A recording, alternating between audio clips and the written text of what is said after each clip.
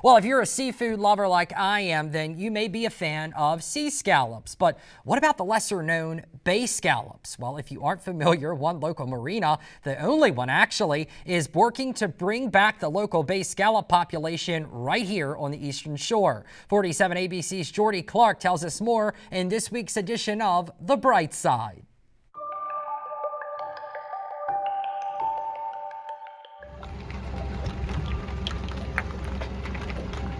Something new and interesting, and we're looking forward to see how it goes. Brian Dickey is talking about bay scallops, essentially an edible saltwater clam that's making its return here in Maryland, and it's all thanks to Baywater Landing. You raise them out in the bay and just trying to repopulate and also offer them as a great food, obviously.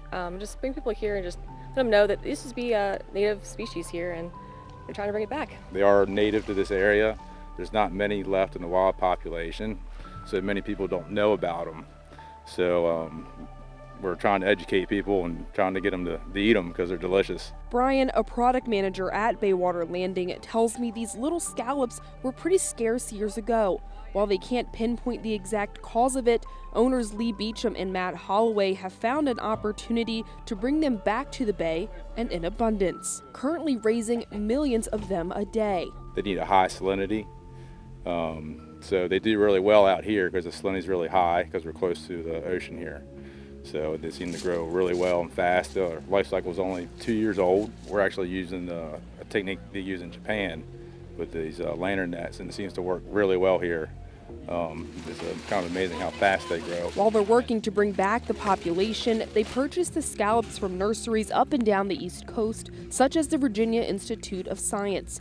They start at the size of a red pepper flake and only grow to about 2 inches. And whether you choose to eat them raw or in a steamed seafood platter, they're also helping to keep their habitat intact. All the fish coming up and feeding off the little bits and pieces or whatever that we're washing off, and it's making habitat out there. It's tremendous filter feeders, the bay scallops. They feed almost continuously.